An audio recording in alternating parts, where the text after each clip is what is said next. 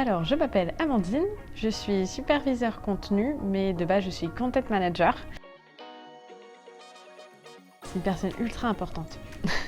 Un rédacteur web, en gros, c'est la personne qui va être en charge de la rédaction des contenus, donc blog, infographie, page catégorie, et je vais en oublier les 3/4, donc j'arrête là, mais on écrit tout quoi. On est la base, parce que sans rédaction, il n'y a plus rien. Non, on va être là surtout pour faire passer les valeurs, le ton du client, l'aider un petit peu à mettre en forme ce qu'il pense, ce qu'il vend, mais qu'il n'a pas forcément les mots pour le dire, donc c'est quand même... C'est un peu la base de tout, la base de la communication aussi.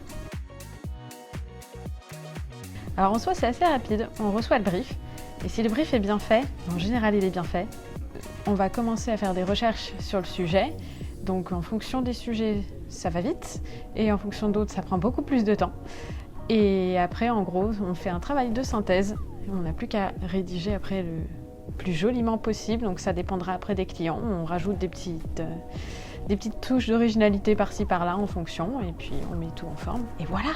Je fais l'optimisation SEO également, donc ça va être tout ce qui va être optimisation de titres, sous-titres, et puis rajouter des mots-clés et répondre à l'intention de recherche surtout qu'on nous a donné dans le brief.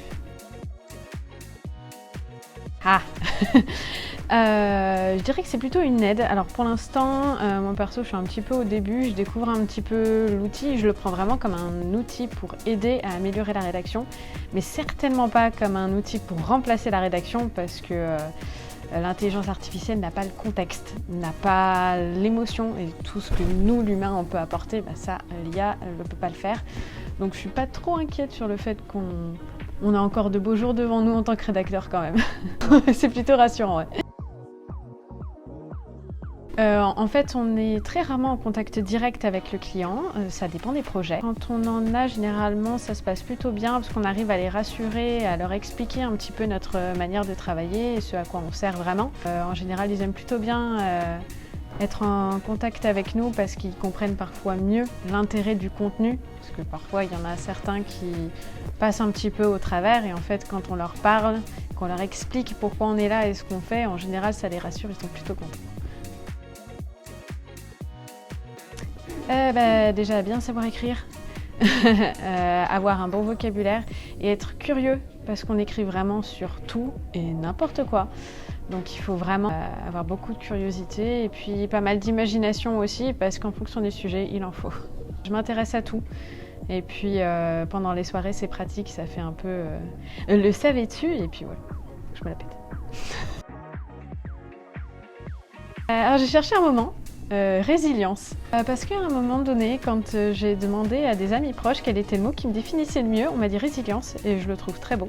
Effectivement, c'est le fait en gros de ne rien lâcher et de continuer malgré les difficultés, et je crois que ça représente bien aussi le rédacteur web. J'en ai plein, il y a plein de projets qui ont été très chouettes. Je crois que pour l'instant, ma plus grande fierté, ça doit être quand même Easy Comfort, c'est mon plus gros projet. C'est celui que j'ai eu en tout premier en tant que chargée de projet. Je le garde un petit peu dans mon cœur parce que voilà, et ça se passe toujours bien et j'adore ce client. Ils sont clients chez nous depuis que je suis là, en tout cas ils sont clients, donc ils renouvellent chaque année, donc c'est plutôt cool. Ça veut dire que ça se passe très bien.